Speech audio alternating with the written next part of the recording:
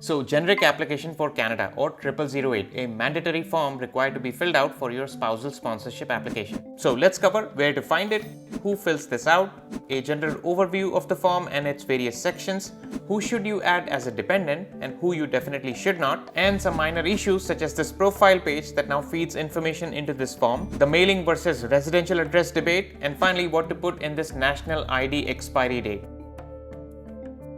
So assume I'm the sponsor. I could either be a permanent resident or citizen of Canada, and I'm sponsoring my wife. So she becomes the principal applicant, the person who will immigrate once the process completes, the person who will become a PR. So this form 0008 is for her, the principal applicant, and any dependents. This form has nothing to do with me, the sponsor, and more clarity on this to follow in this video. So before you start, you'll first get to this guide 5289. This is your official guide. Always start with this. Any updates to forms, instructions or the PR portal will reflect on this guide. So you click on step 3, complete the application, then you scroll down and keep scrolling down until you get to this section for 0008. So when you start filling your form out in the PR portal, make sure you have this open on the side because it has step-by-step instructions for all the sections of this digital form. So if you go through them slowly and carefully, majority of your doubts will be cleared. So don't fully rely on any consultant or any YouTube video, including mine. Always start with this and make sure you double check and verify the instructions on this guide 5289 and the PR portal because this is your ultimate source of truth. So you'll start here. This is the PR portal. This is where the principal applicant, my wife in this case, who's applying for permanent residence, creates the account using her own email address and she starts the application. So this is inside the application, and under application forms, if you click on 0008, this is where you will fill out your 0008. So as you can see, this is a digital form. It has to be filled out right here inside the PR portal. So there's no PDF, no barcodes, no scanning and printing for this 0008 because it's a digital form. So you'll click start to start the form, and the way this works is most of the information will be filled out right here by you, the principal applicant. But some basic details such as your name, your date of birth, your address and basic information about your dependents is going to be locked here. The reason being these details are being picked up from this profile page which you must have filled out when you started your application. So before you even start filling out these digital forms, first you'll have to fill out the basic details in the profile page, and those details will then be picked up automatically from the profile page and populated in these digital forms, including 0008. So here's the profile page where my wife, the principal applicant, will simply fill out these basic details. So language pretty straightforward. Then family name is your last name or surname. Then given name is your first name. So fill this out exactly as per your passport. If your passport doesn't have a first name, then simply fill out your last name under the family name section. You can leave the given name blank. If your passport doesn't have a last name, it only has the first name, then you fill out that name here in the family name section, leave the given name blank. Then date of birth exactly as per your passport. Then next up is the address section. So this mailing address is required so that all correspondence can be sent to this address. They don't really send anything via paper or via mail. It's all going to be email anyway, but they still require it. So this mailing and residential address can cause a bit of confusion as to whose address to populate here. So we can take a look at two different scenarios. Number one, when the principal applicant is completely managing the application herself, there's no representative. And number two, when the sponsor is acting as an unpaid representative. So in this case, my wife is completely managing the application herself. She's not appointed me as a representative. There's no representative. So then this mailing address is basically her address where she's currently living, meaning her mailing address becomes the same as her residential address. So she simply populates her current residential address where she's living, and that's it. She just checks on this yes option here because then the residential address and the mailing address will be the same. Doesn't matter if she's living inside or outside Canada. In this scenario, the principal applicant has only one address. So populate your address here and then simply check this box, yes, residential address same as mailing address, and that's it. The second scenario is when me, the sponsor, is acting as the unpaid representative. So in this case, this mailing address has to be of the sponsor so that IRCC can correspond with me on behalf of my wife's application. So my wife puts my current address in this mailing address field, and the residential address is again always going to be where she is currently living. So let's say this was a family class or outland application. I, the sponsor, was living in Canada. My wife, the principal applicant, was living in India at the time. So this mailing address is where she would populate my address in Canada because I am the representative. And residential address would be her India address where she was currently living, because residential address is always going to be of the principal applicant. Representative or no representative doesn't matter. And let's say this was an inland application, meaning the spouse or common law partner in Canada class, in which the principal applicant and sponsor are both living in Canada under the same roof. Then the mailing and the residential address again become the same. So the mailing address is obviously going to be of the sponsor, which is me in this case. And then you check this box, yes, because the residential address where the principal applicant is currently living is the same as the mailing address. Alright, next up is this dependents section, which confuses a lot of people who to add here. So, as a general rule, in the context of spousal sponsorship, your dependents are your children who are under the age of 22, not married nor in a common law relationship, and not permanent residents or citizens of Canada. And yes, there can be exceptions about dependents who are over 22 who don't specifically meet this criteria but can still be added as a dependent as long as they meet certain conditions. So I'm going to leave a page about dependents in the description below. You can read all about it if you fall under that exceptional category. But as a general rule, these three conditions need to be met for the child to be added as a dependent in this section. So the sponsor, who's the spouse, does not get added here. The principal applicant's mom, dad, brothers, sisters do not get added here, and principal applicant's permanent resident or Canadian citizen children do not get added here. And by the way, adding dependents here in this section doesn't just impact the 0008 form, but also these other three forms, 5406, 5669 and 5562. And this can get confusing pretty quickly. So I've covered in detail about how adding dependents here can impact the other digital forms as well in this video, which is showing up in the cards here. It's linked in the description below. I go over various scenarios and various cases, so it should give you a pretty good idea about how to think about dependents in this section. Definitely check that video out. I highly encourage that. So in this scenario, when I'm simply sponsoring my wife, we don't have any children, there is no one to be added here.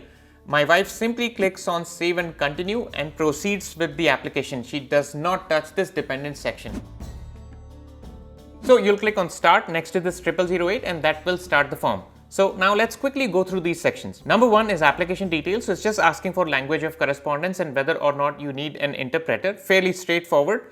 Then where do you plan to live in Canada? So my wife selected Ontario and Toronto because that's where I was living. Then under personal details, as you can see, the name is already populated because this has been picked up from the profile page. So you're not going to be able to edit the name here. If you feel like you have made a mistake, then you go back to the profile page right here and change the name here, and then that's going to reflect here. Then have you used any other names? This was no for my wife. Then UCI is your unique client identifier. It's an 8 or 10 digit number given to every applicant who applies for any kind of application to Canada. So if you've applied for a visitor visa or a work permit for Canada in the past, then you must have a UCI, and you can find that in your passport stamp. It's going to look something like this. And if you've done your biometrics for any kind of application for Canada in the past, then that biometrics request letter that you must have received should also have a UCI. And if this is your first ever application to Canada, then you don't have a UCI, you can simply leave this blank. Then physical characteristics, pretty straightforward. Then birth information. So again, this date of birth is being picked up from the profile page. Then place of birth, country of birth, again exactly as per your passport. Citizenship country, so you know your country of citizenship, simply list that here. Then current country of residence, so this is where the principal applicant is currently living at the time of applying for spousal sponsorship.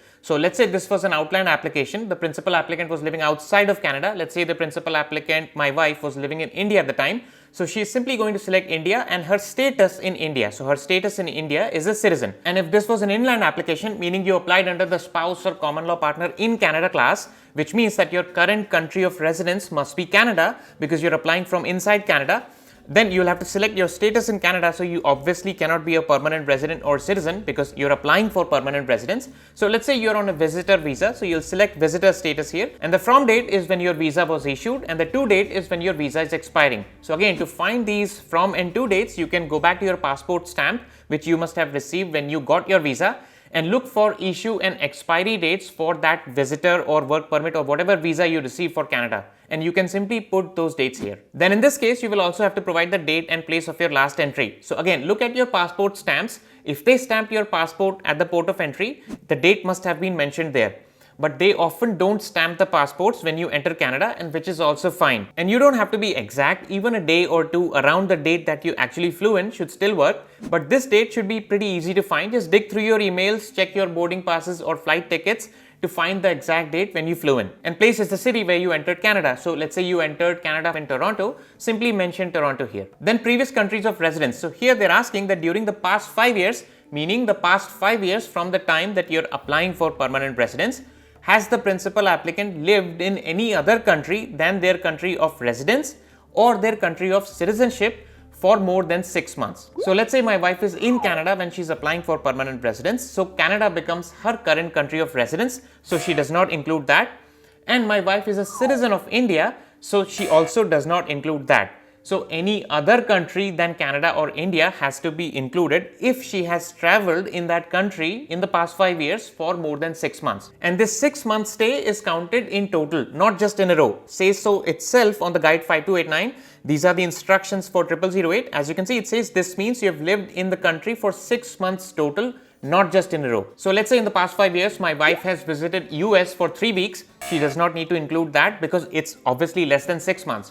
Let's say my wife lived in Dubai for 3 months in the past 5 years, that also doesn't need to be included. But let's say my wife stayed in UK for more than 6 months in the past 5 years, then she will have to include UK here. Even if my wife didn't stay in UK for 6 months in a row, meaning at a stretch, even if she stayed like 2 months at a stretch, then 2 months at a stretch, then 3 months at a stretch, that's still a total of 6 months.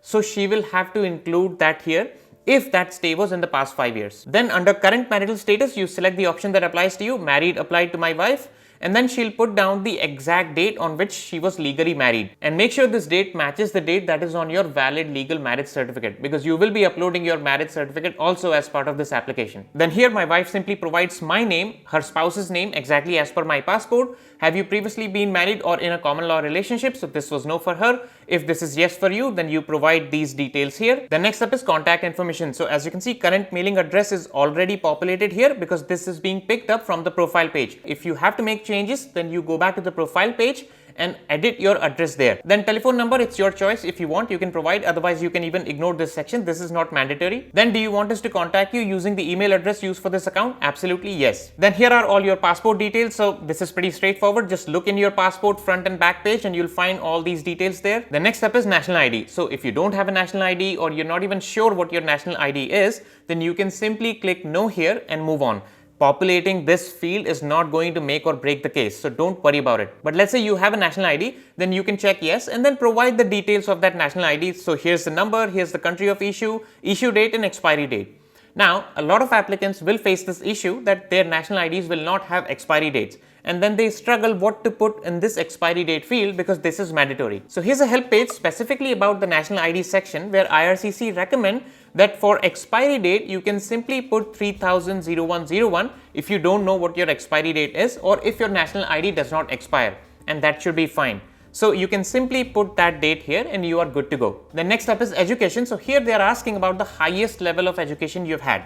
So let's say you did your schooling, then your bachelor's, then your master's. So master's becomes your highest level of education. So you'll simply list your highest degree, meaning master's here. Then for number of years, you can simply add your school years, which is 12 for most people, plus however many years of education after school that you've had. So at the time of applying, my wife had done only her bachelor's. So she simply put 15 because 12 years of schooling plus 3 years of bachelor's, that becomes 15 years of education. And don't overthink this education section. They don't really require the principal applicant to submit any educational documents such as mark sheets, transcripts or degree certificates. You simply have to provide your details here and that's it. The next up is occupation. So current occupation is whatever you're doing at the time that you're applying for permanent residence. So if you're studying, put student. If you're working, simply list that. If you're unemployed, simply list that. And intended occupation is what you plan to do once you immigrate. So if you want to continue doing what you're doing right now, then simply put that. Or if you have another position in mind, then you can put that. It doesn't really matter much. Just simply list honestly and truthfully and you're good to go. Then language detail, this is pretty straightforward. Just list your native language here. Are you able to communicate in English or French? So answer accordingly. And then have you taken a test from a designated testing agency? So you can simply check no if you haven't taken a test. This is not a requirement for spousal sponsorship. So you don't have to clear your IELTS or TOEFL or anything like that. So you don't worry about it, just click no and move on. Then final section is the dependent section. So as you can see, nothing shows up here, and that is rightly so because we did not add any dependents in the profile section. And in this scenario, I'm simply sponsoring my wife. We don't have any dependent children, so there is nothing to add here. This form is done for my wife. She can simply click on complete and return to application. But just to understand how this dependent section works, let's take an example. Let's assume my wife and I have a 10-year-old child and he's living with my wife in India at the time. So this is a family class application.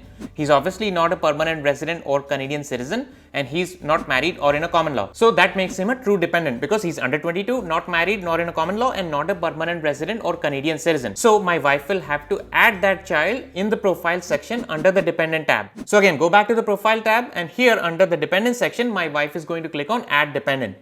And here she fills out all the basic details of the dependent child. So first question is the dependent accompanying you? So dependents can be two types, accompanying or non-accompanying. Accompanying dependents simply means that that dependent child will also immigrate when the principal applicant immigrates, meaning they will become a permanent resident along with the principal applicant. So in this case, my 10-year-old child is also going to accompany my wife because both of them will become permanent residents when I sponsor my wife. So she's going to select yes. But let's say my child is not immigrating at the same time that my wife is immigrating. So for whatever reason, education or health or whatever reason it may be, he has to stay back.